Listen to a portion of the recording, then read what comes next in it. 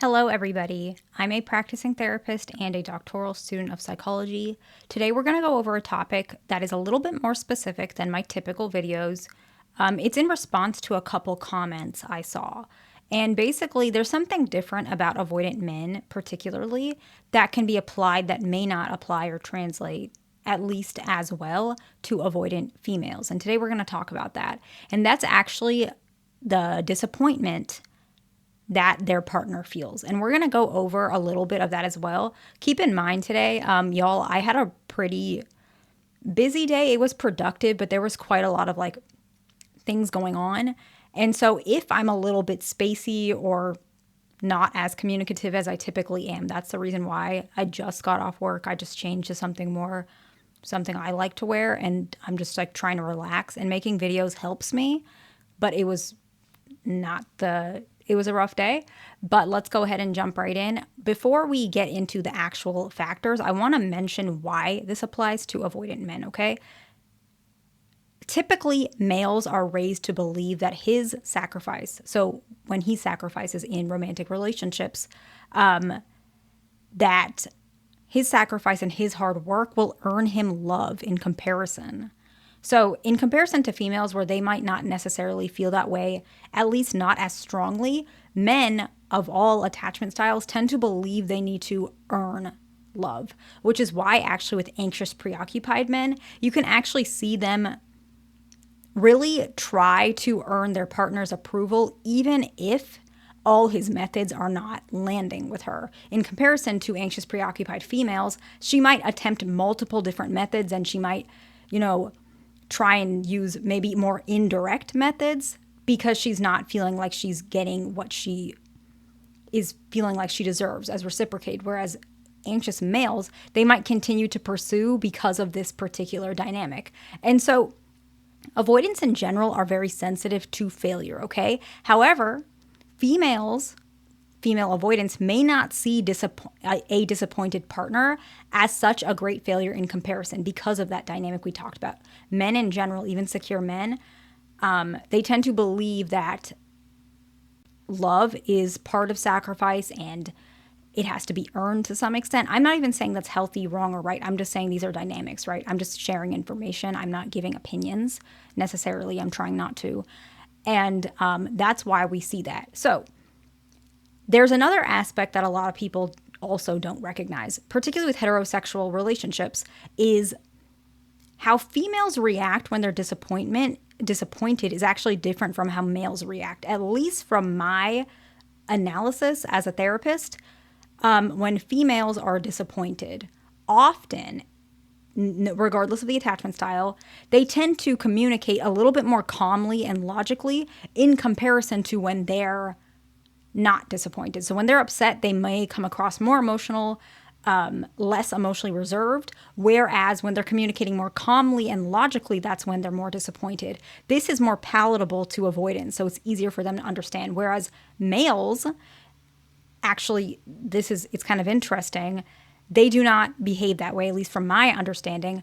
When men are, calm and logical, whatever it is, it just means that that is how they express their feelings. Even anxious, preoccupied men, a little bit more than anxious, preoccupied female. However, when men are disappointed, even secure men, their emotions are actually a little bit more outward. They're more irritable, more negative, or they may completely detach.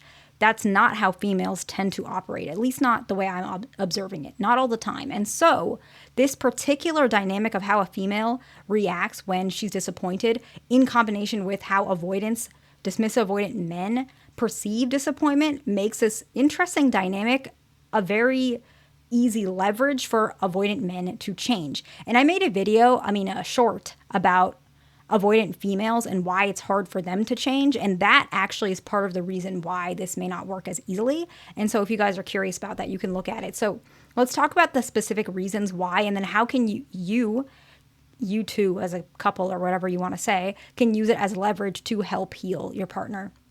The first reason why this really affects avoidance is disappointment means that he failed. We just covered that.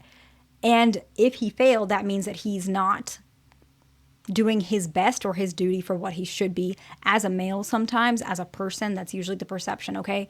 The next one is he actually feels like if he cannot handle the relationship or what a relationship requires, it means he perceives himself as weak. A lot of avoidants, both female and male, tend to think the more they have going on, it shows that they are competent. I'm not sure if you've ever seen this where avoidants just really like doing like multiple things. They are doing this job and now they're writing a book and now they have like 10 different social media accounts or whatever it is, and they just work and work and work. It's just the way that they are and how they manage themselves. It's not a bad thing, but part of that behavior is because they believe that that's what strength and competence looks like. And so if one of those things in their life that they're handling is failing, it means that they can't handle multiple things at once. And sometimes that makes them feel like they want to step up and do something about it. The next one is disappointment actually feels less threatening. And we also covered that a little bit in the beginning, right? Especially if the partner is female.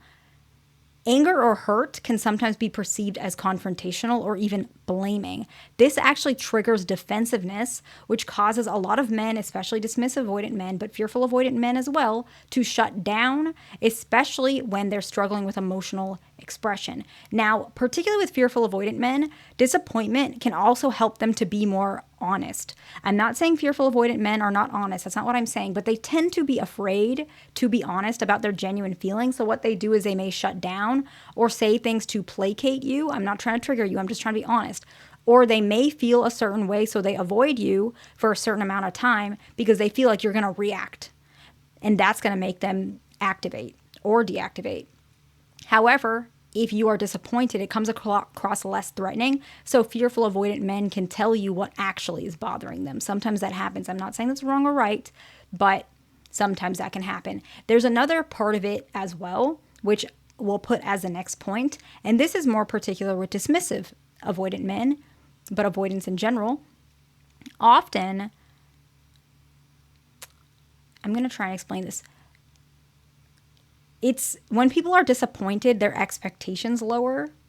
And so with you having lower expectations, it makes them feel a little bit like what you're asking for is more achievable because it's less likely for him to fail because the bar is already like lowered.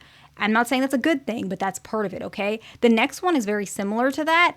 Basically, disappointment means an implication, right? Disappointment is not...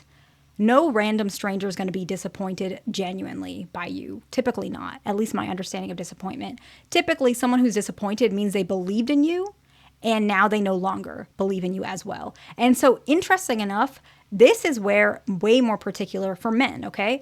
This makes them feel like you have a loss of respect for them rather than you attacking them. And that means that they want to sometimes believe they can earn it back.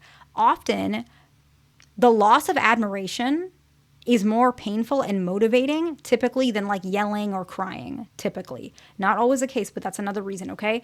Another point that we brought up earlier, disappointment often is expressed with calmness, which is why a lot of times it's more palatable to avoidance in general. And the last one, disappointment tends to appeal to his desire for responsibility, not his guilt, okay? He might feel like if you're upset, you might be saying something, even if you're not saying it, he might perceive it as he's bad. He did this to you, he's guilty. However, if you're disappointed, that might make him feel like I did believe in you, but I no longer do. I just hope that you would have shown up. And that makes him feel like I failed. This is my responsibility to fix it, okay? And so how can you use that to create leverage in a relationship? In general, acknowledge connection when you're communicating disappointment. Any sort of connection. I care about us. I believe in us. You matter to me, even if this affects us. Some sort of connection, okay? The next one is you name that disappointment, okay? You might mention, I expected us to hang out on your birthday, and I wanted to bake you a cake, but I understand that birthdays are not your thing. So even though that was something I expected, I see that that's not going to happen this year, and that's fine. Right? And then by that conversation, you let that kind of sink into you and your partner. It can take time. It may take weeks. It may take months. And you don't necessarily have to bring it up continuously. And once you're able to do those three things, that usually helps an avoidant to feel and understand where you're coming from. Unfortunately, part of the measure that I didn't mention earlier, which I'm going to mention now, I just forgot to mention it, is usually this happens, first of all, in a long-term relationship. It's more likely you have leverage. Second, it's usually after you've, unfortunately, I hate saying this, but it's after you've brought it up multiple times already, because that means that you believed in him and now you no longer do as much. It's not fair. It's just the way life is, unfortunately, but it's something that I want to share with you guys because a lot of you guys want information. I just try not to step on any of y'all's toes, but it happens, okay? So let's summarize some of the reasons why they feel disappointment, why it can trigger them to change is because disappointment feels like failure. It makes him feel like he can't handle it. Disappointment is less threatening. Sometimes it also feels like you used to believe in him and now you no longer do. Sometimes disappointment feels a little bit palatable to him because it's not as confrontational. Sometimes disappointment comes with calmness and it appeals to responsibility instead of guilt, okay? And the 3 steps to kind of convey disappointment is acknowledge with connection, name the disappointment, and give it time. I hope this video is helpful to somebody. Please like, subscribe. I will see you in the next one.